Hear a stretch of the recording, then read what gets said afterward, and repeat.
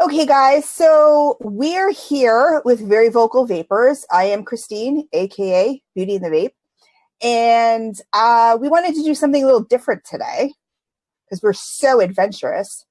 And we wanted to do a live vape story. I have Miss Pippa here from Australia, and she is going to give her vape story. So like I said, Pippa's here. She wants to give her vape story. Of course, this is what we do.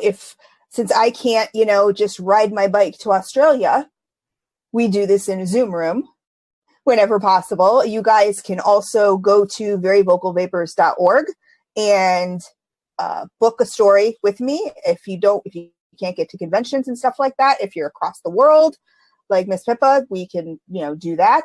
And everybody can tell their vape story because the vape stories, every story matters. Your vape story is just as important as her vape story, as my vape story. No story is, too small, too dumb, too whatever you think it is, too silly, too boring. It's not true. Absolutely not true. We have to, be united, #unity. When you get a million voices together, it makes a much bigger impact than just one sole voice. This broadcast will also be going up on YouTube. So if you don't, catch the live here, you can certainly watch it here on this page, or it will also be up on YouTube. So Pippa, how are you today? Hello. She's like, hello. Hello. Just having a little vape. Yeah, I'm good. How are you? I am great. We had our solar eclipse today. I did not see it. Did you see it? I can't see it. I went to Google. I went, oh, this is cool. I want to get my camera gear out and I want to take some really cool photos. But this big map said it was only going over the USA. I'm like, why? What a bummer, right? Yeah, what's wrong with us? We got Haley's Comet down here in Australia better than anywhere in the world. Well, there you go. You can't have both worlds. You just can't. Doesn't work that way. We're just little old down under. So how I do this, Pippa, is I just ask some questions. And, these are 5 or 6 questions. A lot of times they get, rolled into one. But I ask these questions that I've actually gotten off of CASAD.org. If you guys have not joined CASAD.org, I highly suggest you do. They need way more numbers. It takes 5 seconds. They're, for us consumers, the consumer advocacy based organization.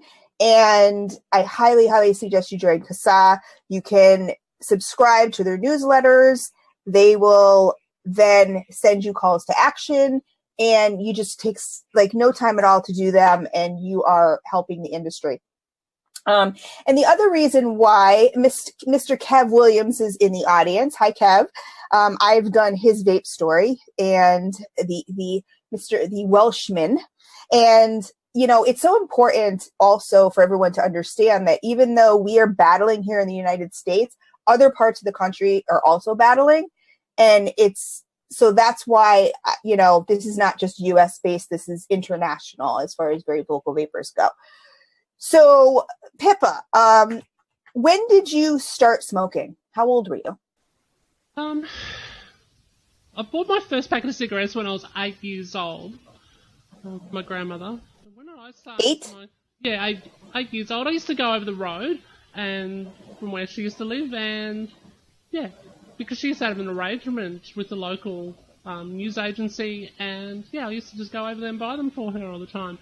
But it intrigued me. I was told by my parents never to smoke, but heaps of people in the family did, and heaps of people did smoke. Anyway, I picked up my first one out of curiosity, probably when I was about 12. Yeah, I was 12, grade 7. Yeah, just having a puff on the way to school as a little 12-year-old. And I can't even imagine. My son is 15, and he doesn't want anything to do with vaping, smoking, anything, which is really cool, and hopefully it stays that way. But I know a lot of people. Annette is in the house. Hello, Annette. I know a lot of people start really, really young. I myself was a late bloomer. So how was that experience for you at 12 years old? Did you love it? Oh, at 12, yes and no. I guess I remember the more I had one, the more I wanted more. And the thing is, at the time, I was an aspiring athlete. Seriously, I was. I was swimming training and doing all sorts of sport and trying to reach my sporting goals. And here I am experimenting with having a smoke. And I started to notice my performance, even as a junior, very, very young, start to deteriorate. So, yeah. But at that point, there was no turning back. Look, I stopped and I started several times. Probably maybe with 3-month intervals. I wasn't a heavy smoker as a young teen. I guess I would smoke maybe a packet a week. You know, I remember getting my first part-time job at McDonald's, and because of course I would hide smoking from my parents because they didn't want to see me smoking. They didn't want to see me with triple bypass that my grandmother had suffered through heart disease and smoking and not being able to stop. And so I used to obviously sneak my cigarettes, if you like, thinking that they could never smell it on me. How dumb we were. Numpty. Anyway. So, yeah, I used to sneak cigarettes out the window or when I was out and about. But, yeah, I had to get my first job just before I turned 15, as soon as I legally could get a job at Macca's, to start feeding my habit. I started literally spending nearly everything that I earned at McDonald's in my first job just buying cigarettes. Yeah. And how old were you at that point? 15. See, and at 15, you should be buying, I don't know, candy or makeup or whatever. And here you are buying cigarettes. Absolutely. I dressed like a dag. I mean, more of a dag than I am today. I'm at home uncomfortable. But yeah, I should have been getting a really, really nice outfit or something, absolutely. Should have been getting ready for the formals, the night school formals. Right. So would you say that when you started smoking, was it due to peer pressure or just curiosity or? There's definitely no peer pressure on mine. I've always been a single-minded funny thing. But it was probably more curiosity, and I've seen my older family members smoke, so how bad can it be for you? Right. Bypass? How bad's that? Fuck. Yeah, and we tend to be a product of our environment. So, if both my parents smoked too, and so it was, kind of that's just what you're like, well, hey, they do it. So, it's the what is it? Do as I say, not as I do mentality. And that's how I raise my kids too. So how long did you smoke for? Did you smoke for a long period of time? So, without giving it away, I'm in my early 40s, and she's like, I'm not telling you my age. So I'm about that. I'm 21 and a bit, and so I smoked all the way through. So obviously, just end up going probably a packet a day, especially when I'm having a drink. I don't drink these days. Yeah. And yeah, that's what I was going to ask too. Because what I did is I was a late bloomer. I didn't start till I was in my 20s and could go to the bars. I was a good teenager. I was a good kid till I hit like 21, and then it was all downhill from there. But it was me. I was bumming the cigarettes at the bar from friends and stuff like that, and going all week, and then next week, and then before you know it, you're, buying a pack and, then buying a carton and all that other kind of stuff. So when you decided to quit smoking? Did you try to quit smoking cold turkey? Did you use alternative methods like Chantix or inhalers or anything like that? Or Yeah, look, I made many New Year's resolutions. I grabbed a pack of cigarettes and threw them, gave them to a friend, said, "No, after this New Year's, I'm not smoking." I think I did that for about 10 years, from about age 30 odd onwards, thereabouts. And then I realised I needed some help. I needed to try some different methods. Obviously, it's not working. So yeah, I tried a nicotine spray. Fuck, that nearly killed me. And I'm serious, it did. It nearly killed me. Really? Yeah, I tried to apply one for the first time while I was driving. That's smart, isn't it? Not really. Anyway, as you're about to find out, as I sprayed it, I just gagged. I didn't realise you didn't inhale it. It's like, oh, so you were thinking it was an inhaler, and it was just something you had in your mouth or whatever? Yeah, and you just inhale.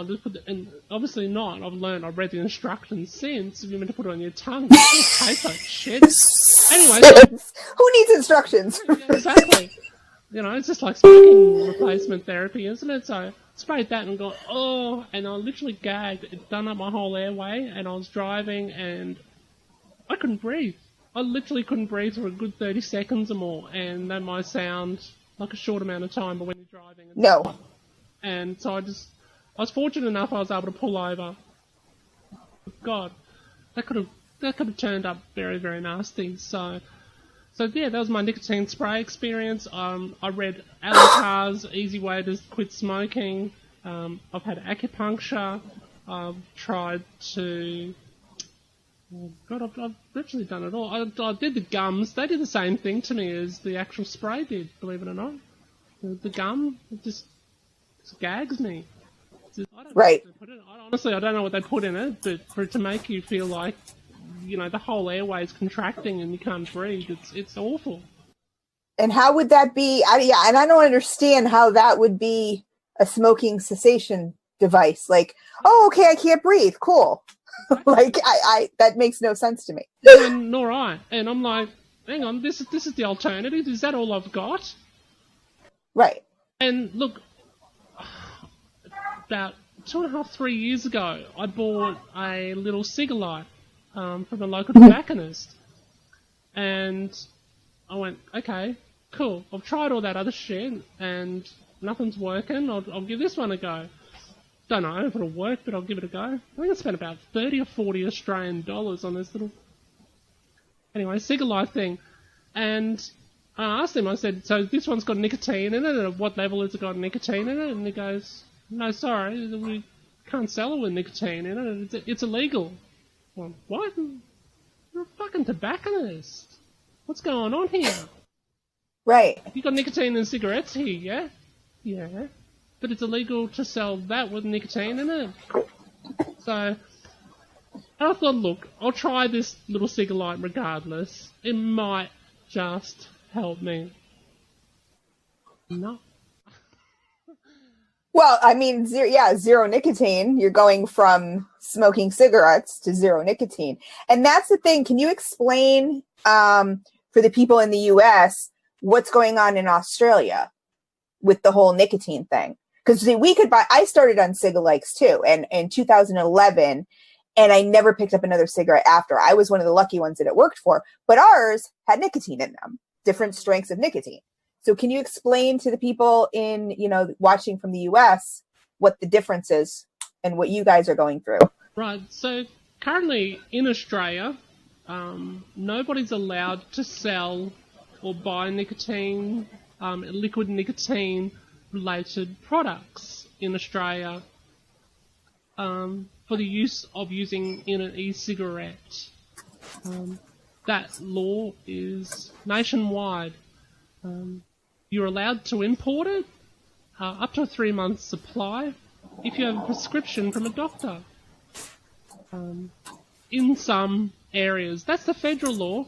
And then there's, and this is a long drawn out answer, but I'm going to give you the short one, is every state in Australia decides to act against our constitution in a rogue manner and basically make up their own rules, make up their own laws, and they implement them, and the people at federal level let it get away. So bottom line is it's very, very messy, but it's being tidied up. And I know they're doing, they've been taking submissions over recent months to get input from vapers and vendors on how best to go about this and how to regulate things. But till then, we've got, I think it's just over 250,000 plus illegal users of liquid nicotine in Australia. Because there's hardly even a doctor that knows how to prescribe this stuff. There's probably only about 2 or 3 in Australia for 250,000 vapers. So we're catching up. We're getting there. Right. So what was the what do I want to say? What was your cutoff point where you're like, that's it, I'm done smoking? Like, you had tried to make resolutions and everything, but was there something that you were just like, I have to do this, I'm done? Yeah, absolutely. I think there is for everybody. But look, in my case, I had to stop. I tried all the cessation products. They didn't work, obviously. And look, I hit a point in my life where it was live or die, basically. Look, I don't mind throwing this out there. I'm transgender, and I need hormone replacement therapy. And without it, I can go on a very severe depression, and maybe want to end it. So if I can't have my hormone replacement therapy, it's not a good thing. Now, why is that relevant? Is because if I'm smoking while having hormone replacement therapy, the risk of immediate stroke or blood clotting is severe. Okay, it's not just moderate, it's severe. So the chances of me dying, if you like, I could just go, boom, done, if I'm smoking and HRTs. So here I am having this personal battle, I guess, to get through all my life, and then I'm coming across all my battles all at once, all meeting together. And but I got through because, hallelujah, I finally found vaping. I must admit, I did run the gauntlet. I ran the gauntlet for nearly 2 years of possibly dying from a sudden blood clot. I was very, very lucky. It just shows how addictive smoking is. That I even though you right, gauntlet. Yeah, I had to lie to my doctor and say, yeah, no, it's okay, I'm not smoking. So you were on hormone replacement therapy and smoking. Yeah. Running the gauntlet, and she knew that I smoked, and she gave me the patches and all that sort of shit, and it didn't work. Right. I tried the Champix. It nearly made me throw up. Wheat Pix, yeah, whatever, if you know what that is in Australia. Breakfast cereal and all that sort of thing is just oh yeah, right. There was nothing that seemed to be able to just stop it, and although I had tried that Cigalite without nicotine, it wasn't until I met somebody in my workplace that had worked out how to get the nicotine in one of these things. And as soon as I tried it for the first time, I'm like, I think I've got it. I think this is it. I think this is going to have me over the line. So, yeah. So that's how I got started on my vaping journey, and as soon as I had my first vape with nicotine in it, I knew straight away that hand to mouth, that satisfaction of nicotine. I went, yay, finally. I think it's so, I'm just talking to people in chat. Oh. I think it's so profound too that, as someone who's transgender, you struggle your whole life, right? And you're on this journey to becoming who you know you are, Yeah. right? Right. And then something like smoking could have just like killed that. Absolutely. Killed you, killed, I mean, it's just crazy. And so, like you said, I can't even imagine the internal struggle. I mean, we know, okay, life or death, but as a heterosexual person, and whatever, it's just, but for you, it was almost like triple fold. Yeah, absolutely. I mean, that's crazy, and how much we struggle. I mean, I admire that so much, because I couldn't imagine you knowing that you needed this and this is what you needed to do. Otherwise, again, you couldn't continue on, your journey, and you could not, you could kill yourself, you could fall into a depression, that kind of stuff. And then on top of it, the medical risks. I mean, that's just crazy. So, I mean, yay, you found vaping. Like, that's just amazing. It's amazing. Yeah. Do you remember your first real device? Oh yeah. Who introduced you to it? And do you remember like that experience and what it was? Totally. I remember it was a Spire Odyssey with a Nautilus tank, and it was Darren, who I work with.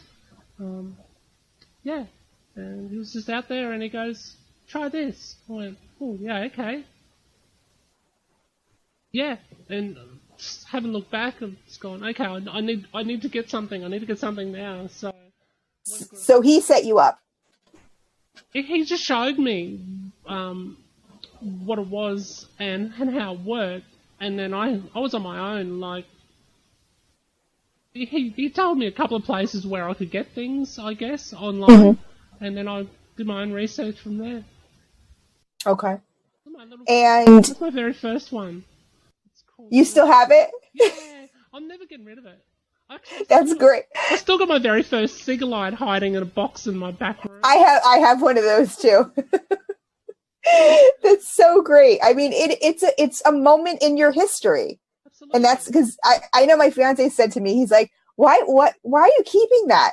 And I said, because it's a moment in my history. Like, it's a moment in my life. It's like why I get tattoos. You commemorate a certain moments, and that's just something, your baby loses its first tooth or whatever the deal is, you keep it. So, hey, I started a new life, a new healthier life. And, I wouldn't get rid of it for anything, Absolutely. And you know what? When I started vaping again, I thought, well, there's a couple of years of progress since I got my first cigarette. I'm thinking, maybe nicotine is legal now. But it wasn't. I'm like, not only have I found the solution to a very serious issue that I have, I've now got to fucking fight for it. I've got to fight, not only for myself to make this an option that could potentially save millions of lives across Australia and the world, billion lives worldwide apparently. I've got to fight for the right to vape, to save not only my own life, but others. And I didn't expect that. I really didn't. And it's something I just feel that shouldn't never have had to happen, but it is. Yeah, it's our reality right now. And so, I mean, obviously, I think you've covered, I was going to say, what changes in the quality of your life have you noticed since you started vaping? Look, as I touched on earlier, I was very athletic when I was young, and that gets let go, I guess, by most of us middle-aged women these days. So. I still run marathons. What are you talking about? No, I'm kidding. But seriously, I know, look, my work is very physical. Very, very physical. I've got the most physical job I've ever worked in. I work at the largest consumer goods warehouse in the Southern Hemisphere. And I stopped smoking when I started working there and started vaping, obviously, because that was where my work friend Darren was. And yeah, I've never felt better. You can just feel the way your body breathes. I could feel within like a few days, I could feel like my lungs started to feel like they were cleaning them almost, you know. People were making comments. It was like, you know, like when you get a really, really gorgeous new perfume and someone goes, oh, what's that? Oh, what's that? And that's what they were saying about my new strawberry donut vape, you know, that I just got. And they're going, oh, what do you smell like? And I've gone, probably strawberry donut. And they're going, oh, you can get perfume in strawberry donut now? No, I don't think so. God, no, I actually don't smoke now. I vape, and then this whole conversation obviously starts about what's vaping. Which is great. I love the fact that it does open up conversation.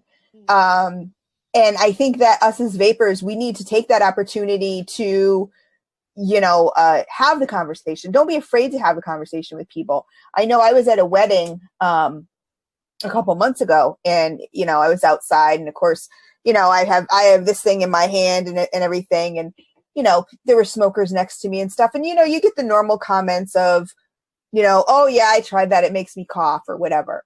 You know, and what I want people to realize is that when you first start vaping, this is not a magic wand. So don't think like, you know, for me with the Cigalikes, it took like that. I was lucky. Not everybody, it's not like that for everybody. You know, a lot of times you have to buy a device. That one doesn't work for you. Try a different one. That one doesn't work for you. You know, but once you find what works for you, it's just rainbows and unicorns. It's just so magical. It's amazing. Yeah, and I got learning how to make e-liquids and just totally found my spot there as far as all that went. And, you know, I started spending like every last minute, every last hour that I could developing flavours, and so much fun. It was so good to not have to sit outside on the balcony and not have valuable time. Because no one wants to be around you. Exactly. My partner didn't smoke. She was... Right. You've got to stop. I'm like, I will when I can find out how to. And... yeah, to be able to come inside, spend time with my partner, be able to make e-liquids, stay inside. Oh, I would sit out in the balcony, even in a storm, when it's raining hard, in the corner, having a smoke, because I needed a smoke. I mean, when I look back on that, it's pathetic. It really is. There's so many things that we did, as you know, it's almost like leprosy, you know, that we did and we had to do, or we just did. I mean, the biggest analogy I give is when you'd have a party at your house and you'd have that big butt bucket, and, you know, everyone at the party would throw their butts in the bucket. And then when you, like, for me, I know when I had no money, I didn't care whose lips were on those butts. I'd be fishing them out and cutting off the tips, and, you know, maybe they were burnt, just try and cut that part. I know, isn't it disgusting? It's so gross. It is so gross to admit that, but that's what addiction is. And, you know, it's just absolutely crazy. And now we can, you know, we can just vape, and it's social. I find it a lot more social than smoking ever was. Absolutely.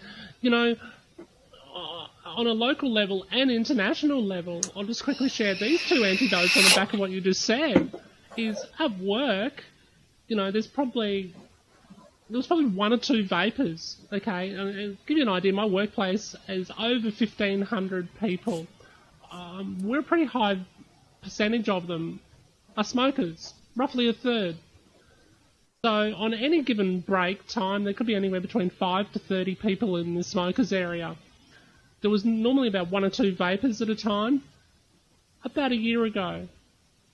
And then I've got in there and a few others who started vaping, and we're talking and sharing our experience.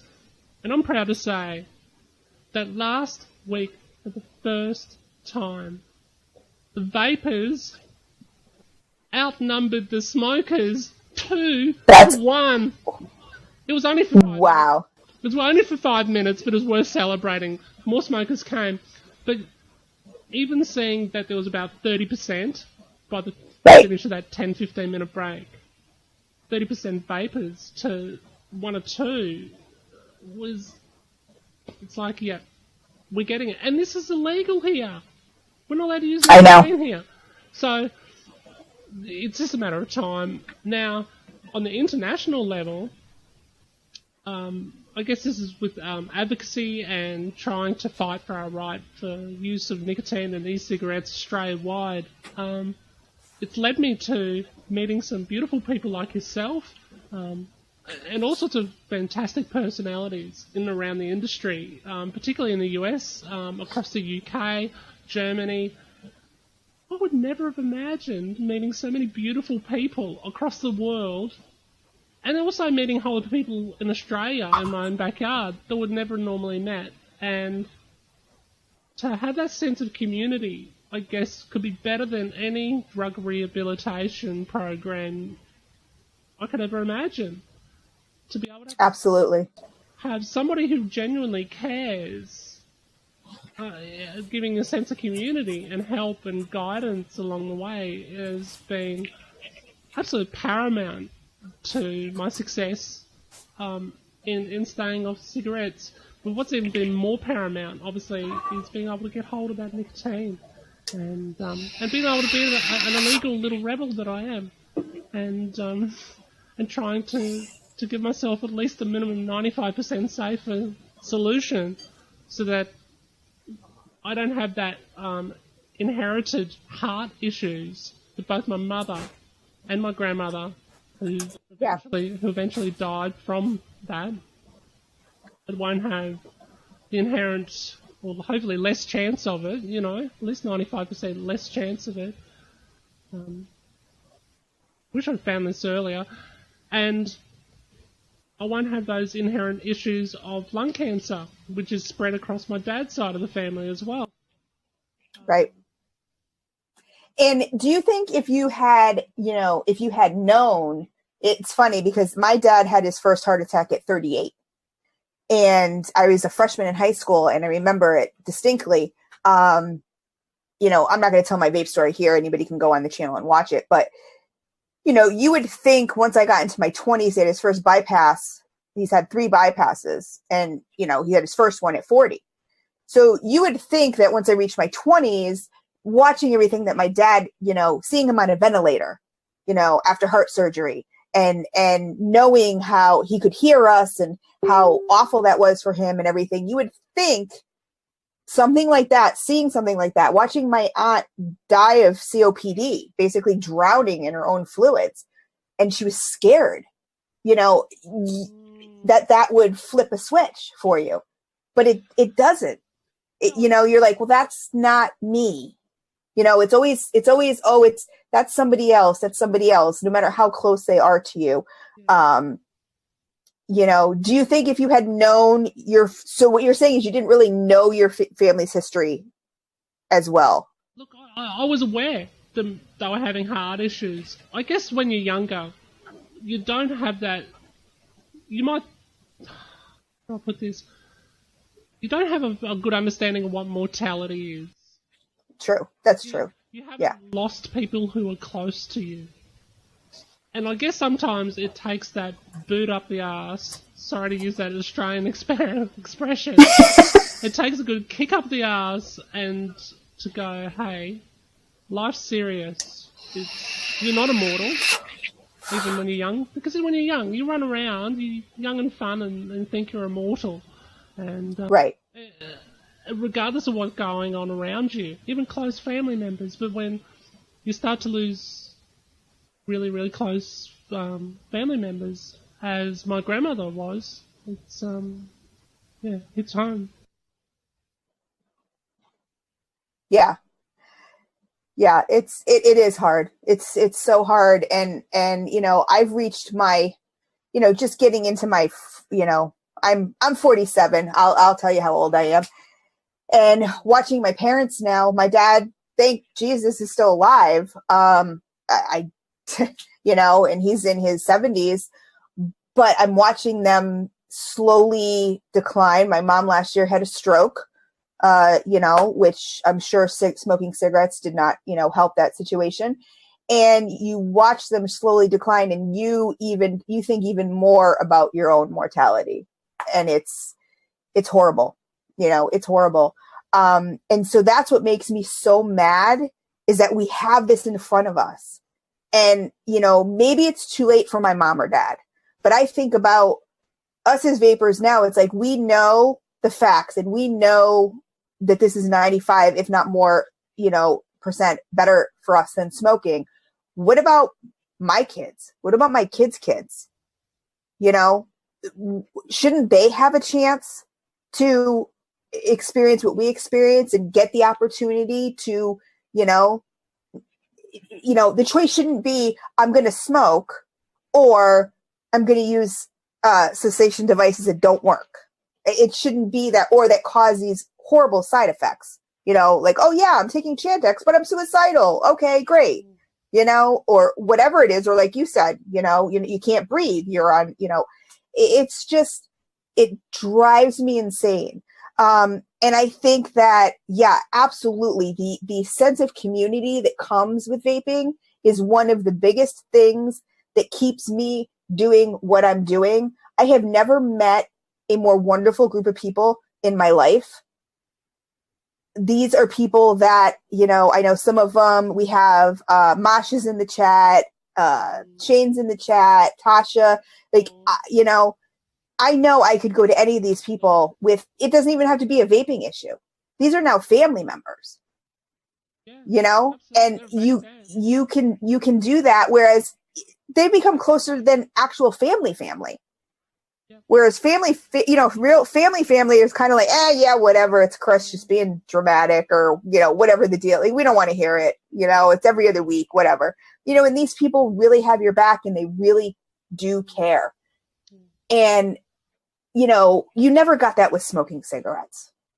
There wasn't that community. It was, hey, can I bum a smoke? And yeah, maybe you guys would talk about your day or something, but there was not this amazing community. And that's part of what,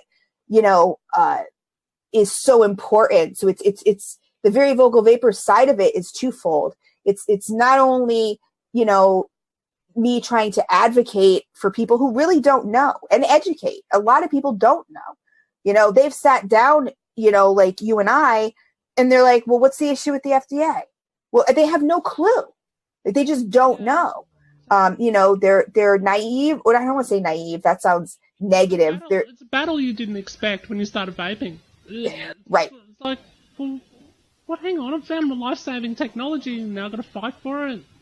It sucks, but I sort of get that personal satisfaction that you've got. Sometimes there's that once-in-a-lifetime opportunity to make a difference, leave your mark on this world. Right. Speaking of leaving a mark on this world, my 15-year-old son, I want him to grow up and be proud of me, and I know he is, and he's a big reason why I do this. But this once-in-a-lifetime opportunity to make that change and to make a difference that can affect so many lives. Right. It's as rewarding as it is frustrating, I think. It is. I was going to just say that. It's definitely a double-edged sword, because there's so many people who are, I can just speak for Very Vocal Vapers. There's so many people that are for it, and they get it, and they understand it. And then there's, other people who are like, oh no, you're fake advocacy, or you're, I said, I'm not advocacy. I never claimed to be. I am one woman who's trying to do her best to make a difference. I could be out selling Girl Scout cookies. It's kind of the same thing, just in a different atmosphere. I'm just trying to make a difference and doing the best that I can. Will you reach everybody? No, you won't. But and that's what's frustrating, is when you try to do these things. Oh, Shane just said, Pippa is very low. Am I? Sorry. Get that mic all up in your face. All up in your mouth hole. Get it up there. That's better. it is a double-edged sword because, like I said, there's people that get it. Again, Dawn from Adore, I can't, I can't shout her out enough. She's a gold sponsor. She has, been amazing. She does so much for the industry. Shane, Vaping Swag, who's in the chat, has helped made this wonderful shirt. Made my banner for me, everything like that. He is just, it's those people that are just so great. And so as frustrating it is when people come at you and they're like, well, how much money are you making off this? Or why are you doing this? Or what, it's like, number one, I part of me wants to say it's none of your fucking business unless you've donated. If you've donated, then I will tell you 100%. I'll be 100% transparent. But if you're just being a douche, then it's really none of your business, So it is very hard. We're never going to reach everybody. And then there's people who I saw the Miami convention just happened, and I saw a picture of the advocacy panel. And I think there were 5 people sitting in the audience. 5. And that angers me so much that people can't take a half hour from walking around to sit down and listen to some very important news and stuff like that. It is really hard, but I have to concentrate, like you have to concentrate, like we all have to concentrate on the people who want to listen, because you never know. We keep talking, and even someone who didn't want to listen yesterday might want to listen today. You never know how it works. Absolutely. Pippa, if you had the powers that be in Australia, and this is always the hardest question that gets people. If there was one thing, if you had them sitting in front of you, and there was one thing, now I'll maybe give you 2, but that you could say to them, as far as vaping is concerned, what would it be? Don't listen to fake news, 1. 2, don't risk not learning more about this now. It could save your life. At least make it a minimum 95% safer. That's what I'd say. Right. And unfortunately, I'm never going to claim to know that I know how politics work. But it astounds me, some of these laws and these regulations that come down and everything like that, when you know that the people making these, they must have people that smoke. They must have lost some loved ones. Smoking is, I think, this isn't cold hard fact, but in the US, the number 2 or number 3 killer of people, it's crazy. So, or smoking related illnesses. So, that they have had to have experienced it in their own life. So you would think that they would be, on our side, not the opposite, It's a powerful drug. I think people underestimate the power of nicotine with carbon monoxide and all the other chemical concoction. The power of that chemical concoction in smoking not only makes us young and dumb and make young and dumb choices, they develop into older and dumber choices where we become in denial, I guess, of all the good science that's around us. Because it's like bored a tunnel in our brain, the part that lets the dopamine out and say, yeah, but fuck, it feels good. And I guess this is where vaping has just been, to me, is to learn that I can have nicotine in such a manner that's no worse, or not really any worse, the science says, than saying have a cup of coffee, a nice good high caffeine coffee, first thing in the morning. as we all like. But yeah, to know that it's no more harmful than that, without all that other shit dominating our bad choices and our stupid choices, although we do know people are dropping like flies around us, it's a bloody lifesaver. And it's nice to know that my doctor, who I had to go and see about my HRT, supports me vaping. She supports it that much and understands the relevance. We've educated each other through the whole process. So my doctor, my specialist doctor, her partner couldn't stop smoking. Guess what she's doing now? She's vaping. Fuck yeah. That's awesome. Hell yeah.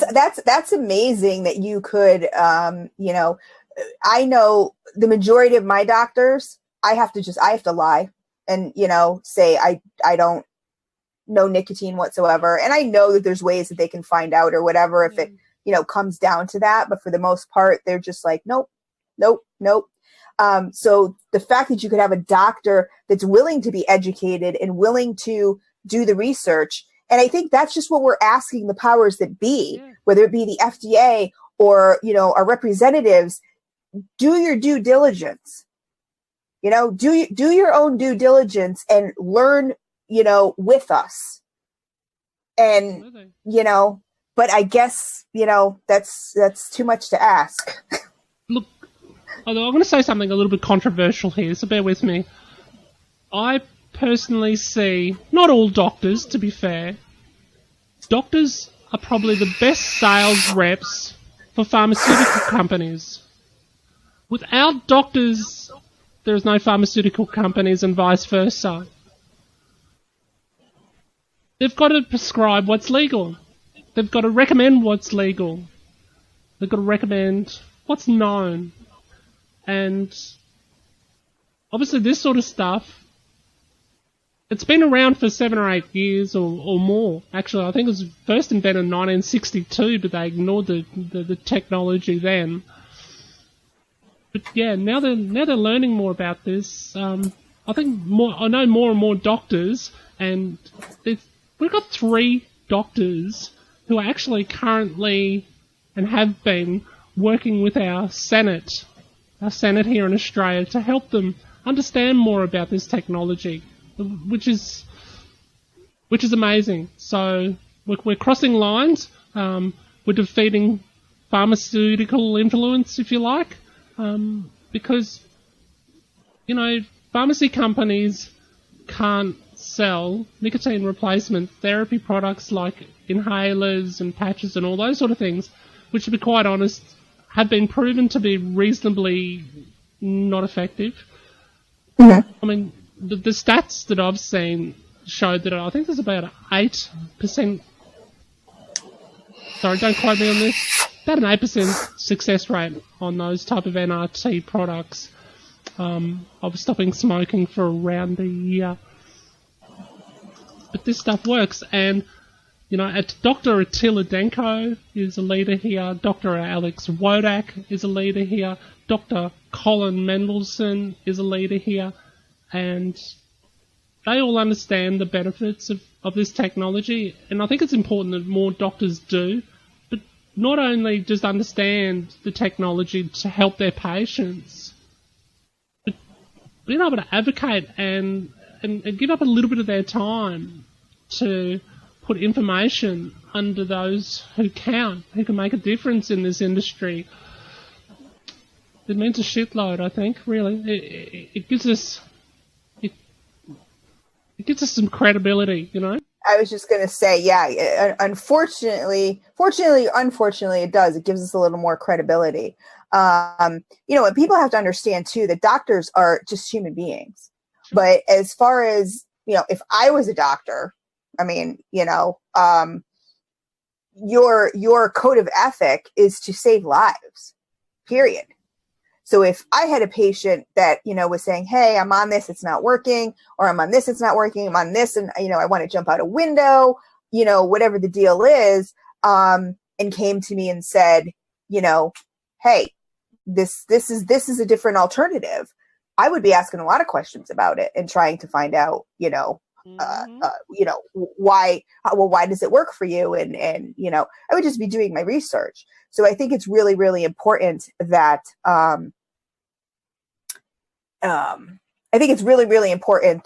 people,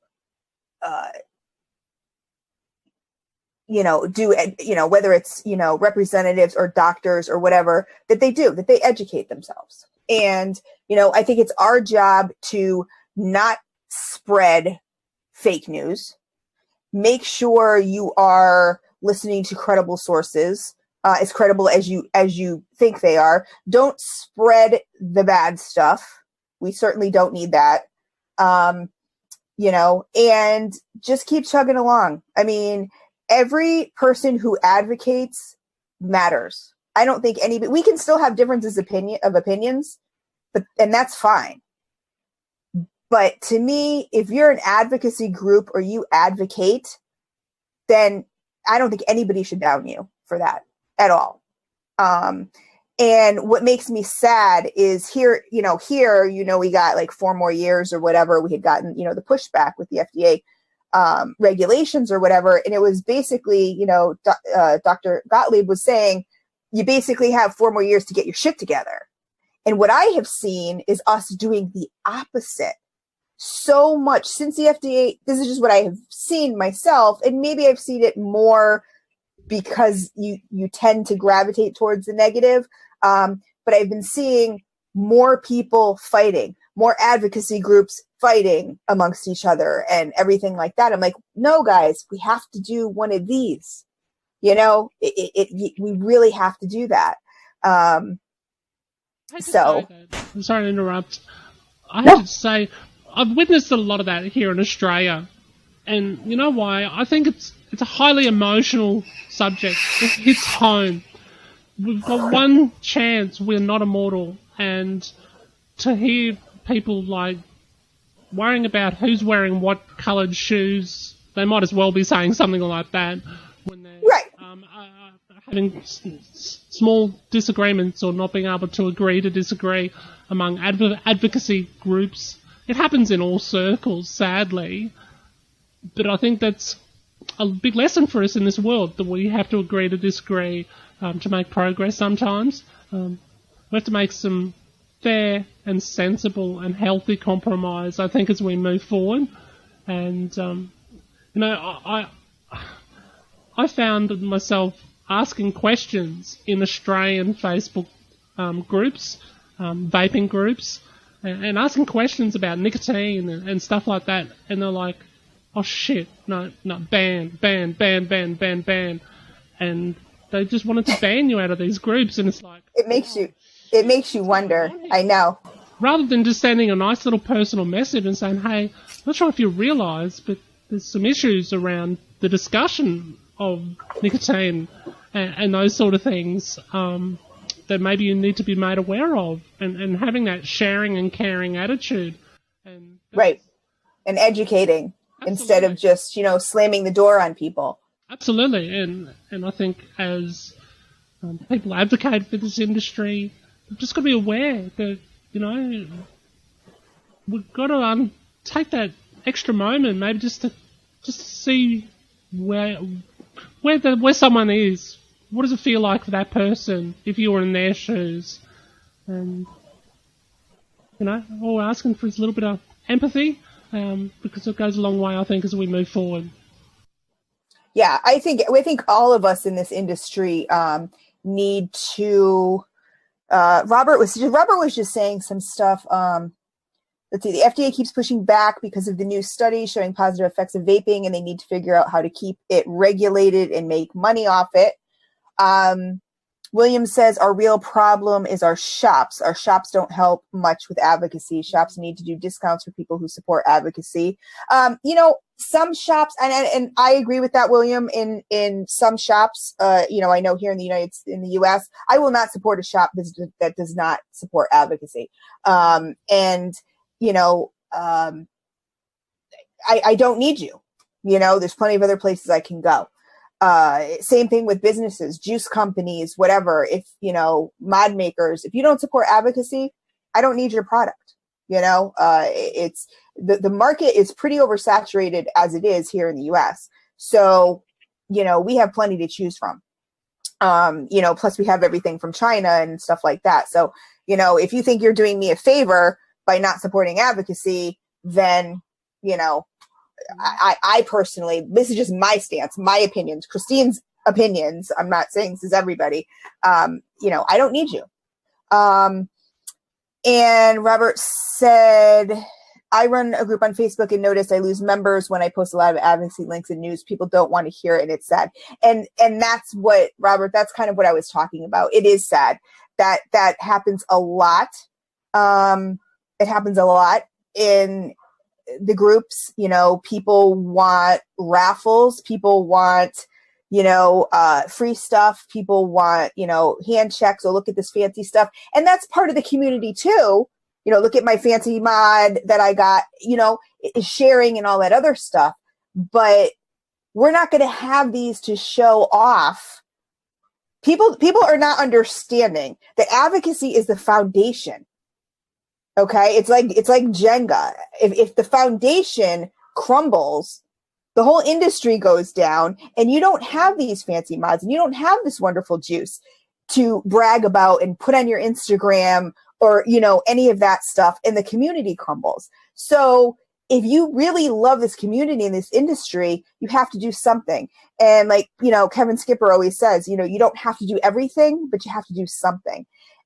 You can't have 10% of the people doing 100% of the work. Whether that's, and again, I'm not saying support Very Vocal Vapers. I'm not even saying that. I don't care what your advocacy group of choice is.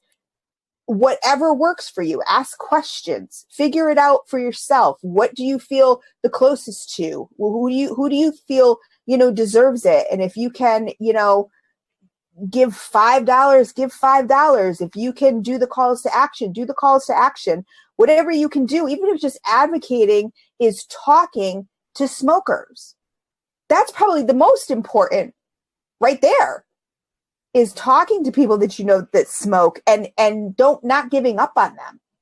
And, just very politely, we're very passionate about it, but very politely, broach. I know with my mother, I'm still broaching the subject. I've bought her a couple devices and, I lost it. I forgot to plug it in. I didn't charge it. She whips out a cigarette and my blood boils, but I have to take a deep breath. I'm like, Mom, you just had a stroke.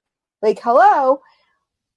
But, and I think a lot of people feel that advocacy is being forced down their throats, and that's why they don't want to listen. And they're missing the big picture. Yes, you may feel that way. And yes, a lot of people may come across that way because we're so passionate about it, because we only have 4 years.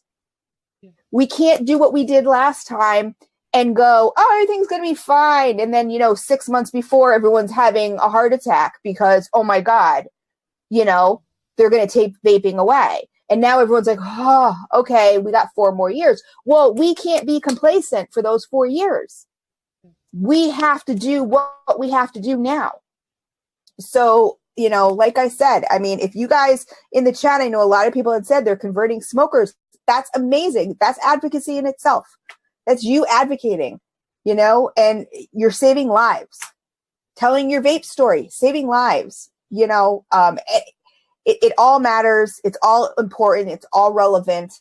And, like I said, I know that people have questions as far as some of these newer, and I know I get some of the, the brunt sometimes with, for 99.9, everybody has been very supportive and great, but I am new. And so people do, but I'm not advocacy, but people do have questions. I have no problem. Come to me and ask me the questions. I will answer them.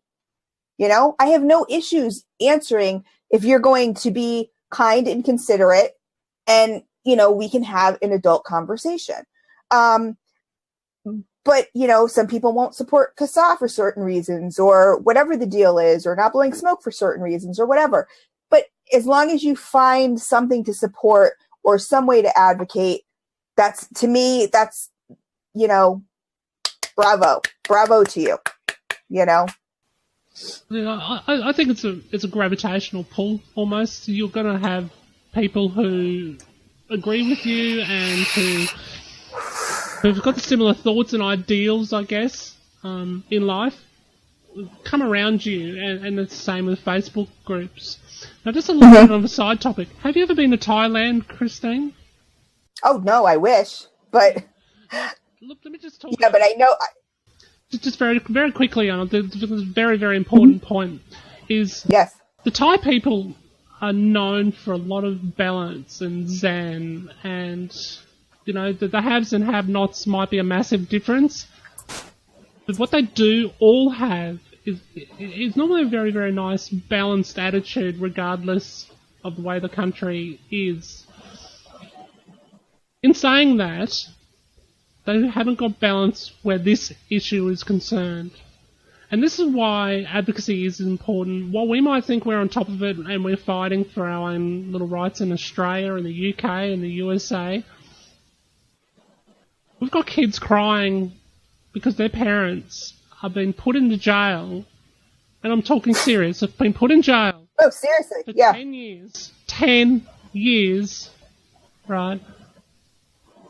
For trying to save their own life with this stuff. Right. The police are blatantly showing big bags of liquid, of nicotine-related stuff that's meant to help save lives and those of others around them. And what are they doing? Taking them away from their kids, throwing them in jail. You know, this is fun. I love blowing clouds. I love making beautiful e-liquid. I love making all different flavours. But this is where this shit gets real. And what? Well, why are they doing this? Because they might be balanced people, but they're just not educated. They might not want to ram down their throat, but we've got to sow seeds. And it's like what I've done with a lot of people in my workplace over the last year. I've sown seeds, and I haven't rammed it down their throat. I've given them a little bit of information and let them come back to me with a little bit more.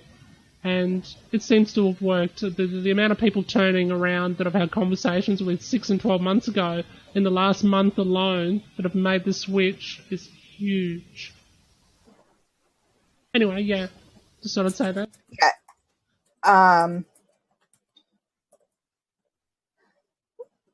I almost coughed. William's like, try it. I'm like, do I even vape, bro? Nah. Too much drama. Some people act like high school girls. She said he said bullshit. There are lots of copycat troll accounts that try to be reviewers. Just my opinion. I do agree with you, Manny. And like I was saying before, thank you for joining us, Manny. And like I was saying before, we've gotten 4 more years to get our shit together. And this is what I'm seeing is exactly what you're describing. We're all just getting in the sandbox and fighting over the shovel. Like, it's just ridiculous. Everybody wants credit for saving vaping. It's like there is no one organization or agency or person that is going to save vaping.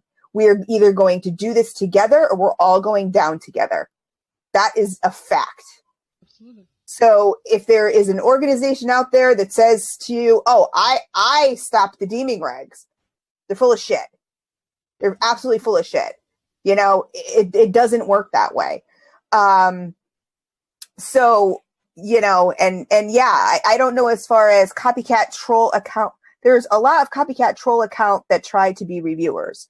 I'm not quite sure what that means, but unfortunately, that's not a far stretch from what will happen in the U.S. If the FDA is successful, the black market will flourish for a short time, but ultimately be shut down and people imprisoned. Yeah, what's happening in Thailand is, I mean, you know, it's crazy because, again, we have that mentality as, you know, citizens who do have a lot of freedoms and don't, you know, grow up in atmospheres like that, oh, well, that will never happen to us. Why not? I'm sure they never thought it would happen to them. Exactly. You know, just like we never thought, this would be happening to us. You never know what position. And, I always feel like that way in life in general. Always put yourself in someone else's shoes. Never judge a book by its cover. Always take the time to get to know somebody, because the grass is not always greener on the other side. Everybody has problems. Everybody has issues. And like you said, we need more empathy in this world in general. And I think if we treat people that way, even each, like I said, that's what basically this whole Very Vocal Vapers thing is just to try to spread the message of unity and the message of community when we're going through all this, drama of, who's saving the industry and this, that, and the other thing. And, whatever it is, who's the best juice maker and who's the best mod maker and who's the best. It doesn't matter, guys. We're losing the big picture, which is we're not smoking. And that's what we're trying to save. So, Pippa, I don't know if you have anything else to add that you want to add, but I have asked all my questions. Cool. I guess I just want to back up. Support those who support the industry. I agree totally. I'm an e-juice maker. You rarely see me push it or plug it that hard. I don't need to at the moment. I've got a good supply where I'm going right now. But I'll also plug competitors' juice if you like, because I will support those who support moving this industry forward. That's why I've got Adore e-liquid mentioned here below, because she didn't ask me to put that there. She didn't ask Christine to put that there, rather, or anybody. Nope. It's because she does the right thing. She gives back to advocate in the industry and to make a positive difference. And if you get anything from me out of this interview today, just move forward, make a positive difference, and support those who support vaping, who support you to save yourself and your family and those you care about, and those who you may have had a chance to meet had they had a 95% minimum safer solution to have in their hand. Right. And I absolutely 100% agree with you. If, just like we talk about, here in the US, we're doing, I was reviewing e-liquids. My Beauty and the Vape channel is now on hold because I'm doing this, which is a full-time job for me. But I wasn't really too much aware of the child appealing labels or the, before the deeming regs hit, it was like, almost like right before, maybe, I don't know, few months before, whatever, it was like, I follow as much news as I can, but now you will not see, once I start my channel up again and start reviewing, you will not see me do child appealing label reviews. I won't do it. Copyright infringement stuff. I won't do it. It's the same stuff that's been being used against us.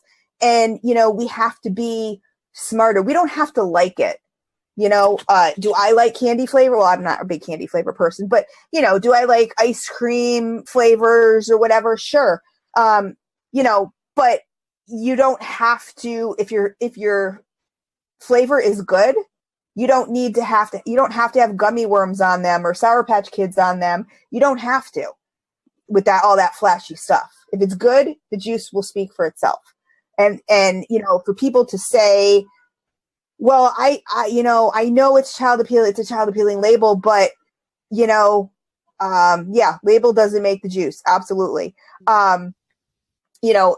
People say, oh, I know it's child appealing, but I'm an adult, and that's not what we're fighting right now. Unfortunately, it's common sense. We know it. We know we should keep the juice away from our children. We know the FDA doesn't care.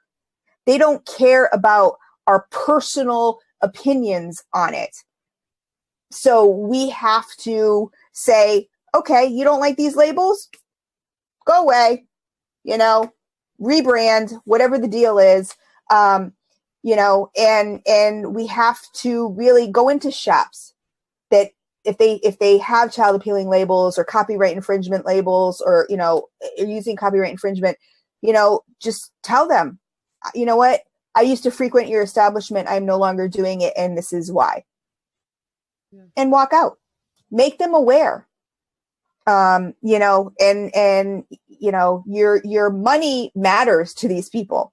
So if enough people do that, okay, maybe we should rebrand. Okay, maybe I shouldn't sell this in my shop. Unfortunately, that's what makes the world go round, and, money talks, and, just, and again, support those that support the industry. It's super important.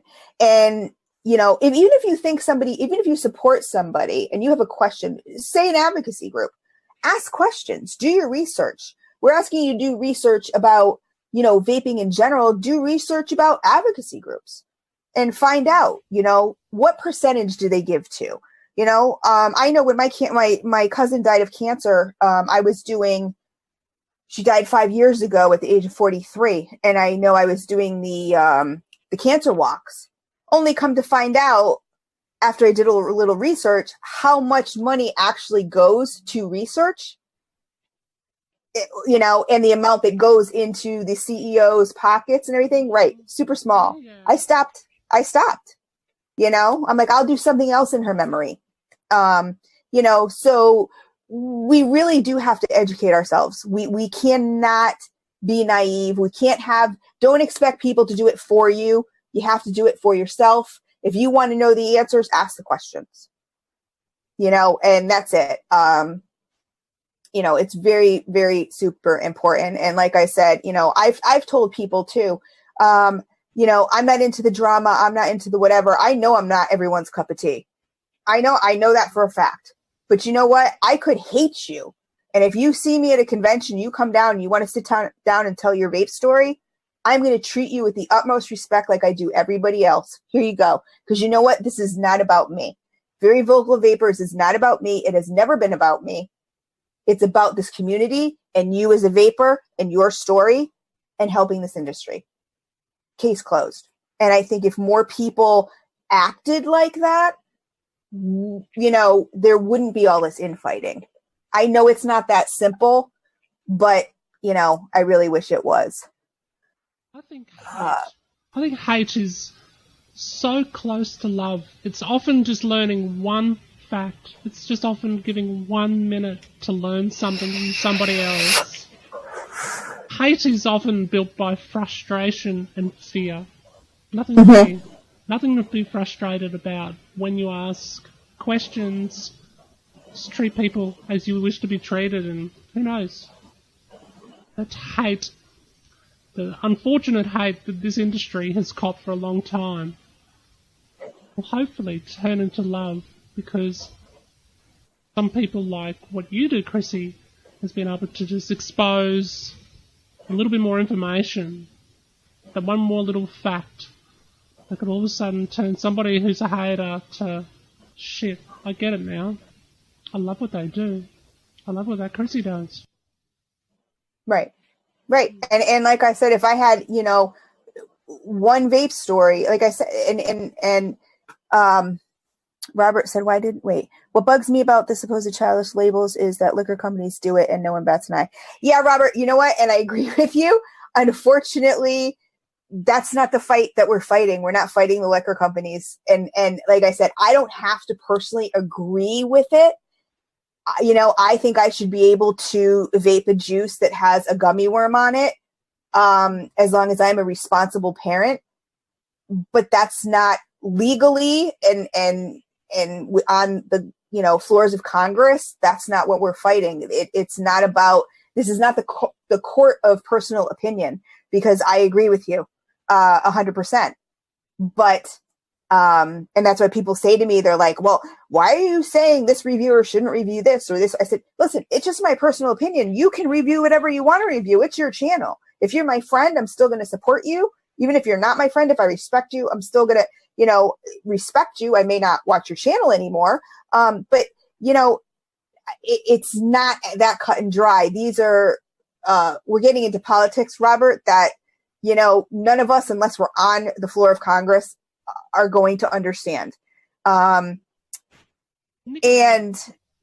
here in Australia have some beautiful packaging, some very attractive strawberry, fruity looking flavoured packaging, but you're right, Christine, it doesn't matter what they're doing. Yes, we must be aware of what is happening around us in competing products, which we know, and some of the science that's coming out is learning to know isn't quite as effective for a lot of people as vaping is. But we've got to get that science put forward. You know, we've got to deal in facts. Can't deal in, oh, they've got a prettier picture than us. Oh, they're allowed pretty pictures. What about us? What about them? If we just deal forward with the facts, and in the meantime, take the most sensible approach as we can as we move forward. You know, doing pretty pictures may turn out to be okay later on. I mean, let's have a look at our dishwashing chemicals, or whatever chemicals you've got with all sorts of bright shit going on. They've got worse shit in it for kids to swallow the nicotine. But in the meantime, let's take a sensible approach moving forward. Let's not make this an attractive, child-loving looking product. It is for us adult smokers as we move forward. And just being respectful, I think of that, in my opinion at least, I think that's the best way we move forward with that. But yeah, and even that argument, you're going to have people that agree and disagree, because I've already had people that disagree with me, because I am very passionate about that. You know, do I agree with it? Like I said, wholeheartedly down in my, no. How many kids, you know, get sick or die off drinking bleach? Is there anything child appealing about bleach? No. So, you know, I don't 100% agree with it, but it's what we're dealing with right now. So like you said, in the future, maybe this will pass and we can have as many sparkly, you know, unicorn packages as we want. But right now, this is what we're fighting, and this is what we need to do. Exactly. Life's not fair. Look, nothing personal against you, Shrek. All the Teletubbies, we love you. The Pokemons, right? Pokemons, we love you. We have. We've maybe grown up with you. We just can't have you on our e-juice, okay? Right. And once all this passes, we will love you again. We still love you. We will embrace you and cuddle you, but just not right now. Exactly. We just have to give you a little time out. And I won't even talk about Bugs Bunny. Yes. Yeah, let's not talk about Bugs Bunny. But I you know, and that's what, like I said, and there are people, does it frustrate me when I see people that don't get it? Sure.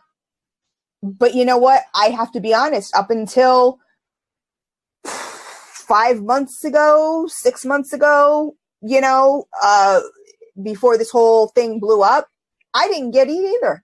I was like, hey, I'm an adult. If I have children, I know where to keep my liquid. This is a parenting issue. It's not a parenting issue. You know, so, you know, eventually people will get it or they won't get it. Again, you can't please everybody, but what I just urge people to do is join CASA here in the United States. Join CASA. If you're a consumer, join CASA and do the calls to action. It takes no time at all. CASA really needs our numbers.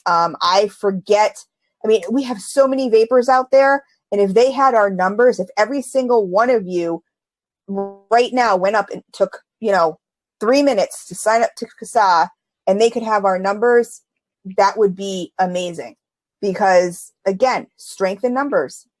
You want these advocacy organizations to work for you. You have to give them your numbers. You have to support them. And if it's not CASA for whatever your reasoning is, and it's a different advocacy organization, that's fine. I'm not, like I said, I'm not going to tell you which organization to choose, but, it's so important. For those of you who didn't, please watch the replay on this. Pippa's story was so amazing, and the obstacles that she overcame, like I can't even put myself in that headspace. I just can't. And that's what makes this mission, that's what keeps me going, because every day I wake up and say, I quit. Every time someone says you're fake advocacy, or every time someone says, you know, you're writing on the coattails of somebody, or whatever I don't know, some of the crazy stuff that's been said about me, I'm like, my credit card is almost maxed out. I'm making nothing here. So please tell me what I'm doing wrong. I don't have a Ferrari in my driveway. I am paying money to do this. The majority of this comes out of my pocket. But again, I have to just say to myself, you can't make everybody happy. And then I talk to people like you, Pippa, and, you know, like I said, Kevin, everybody who gives their vape story. And I go, okay, I get my brain resets and goes, this is why you're doing this, Chris. You know, and life is wonderful again. So I just want to thank you from the bottom of my heart, because you give me the inspiration to do what I do. And it's just, you guys help me more than you know. Well, thank you. I think it's about providing an empathetic platform. You have that in spades. That's why I provide empathetic platforms both on Facebook and around the place. Right. And that's why we meet up. And Gravity will pull you the right way. We've met up because we know that vaping is better for us. We know that we both know that telling our story right now is more important than ever, regardless of whatever leeway you guys think you've got in the States. And it's important for us here in Australia. We've just had a submission where everyone who vapes in Australia was asked to submit their story only a couple of months ago, and some powerful stuff going on there. Yeah, that's amazing. Yeah, I'm going to share this video on a page that I run called #Vaping Saves Aussie Lives. #Vaping Saves Aussie Lives, where I encourage other Australians, in particular, to share their stories and keep up with the latest advocacy information. If you like Facebook pages without all the advocacy, and you want to go and show clouds how big your new tank thing is, and then go to another site for advocacy in Australia, you can go to #Vaping Saves Aussie Lives. But yeah, go where gravity takes you. If it's important for you to save yourself and those you care about around you, I think gravity's going to bring you to Very Vocal Vapers, where your story matters. That's what I think. Yeah. That's why I'm here. Absolutely. And I will get all your links. All of Pippa's links will be down below, because she also does so much for this community. And so all her links will be down below that she's talked about. And thank you so much, darling. Thank you. This has been great. So thank you. I really appreciate it. I'm sorry, I was going to say, if there's nothing else and you want to wrap it up, then feel free. No, that's me. I'm not doing any plugs. It's not the place for that. It's I'm glad. I hope I haven't scared anyone with my story. I appreciate you taking the time to listen to this. My story is real, and I guess everybody's story is real. My story might seem unimportant to me, but I guess most of us feel that way. You'll be amazed when you sit down and you listen to somebody's story and you go, wow, I get it now. And thank you for giving me that opportunity. Absolutely. It's my pleasure.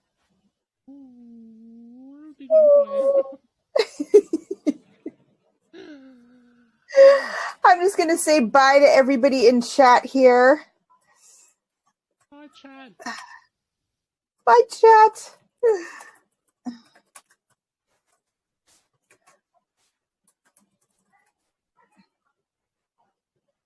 Okay. All right. You've taken me out. You take us out. You do the honors. It's your story. Saving lives matters. Saving your own life matters. You need a moment in life to make a moment that matters. Remember now, this is that moment. This is that moment. I managed to share my story, the beautiful, exciting beauty of the vape. Christine, Very Vocal Vapers, thank you for having me. I hope this has been worth something to you. Love. And going out with a little cloud.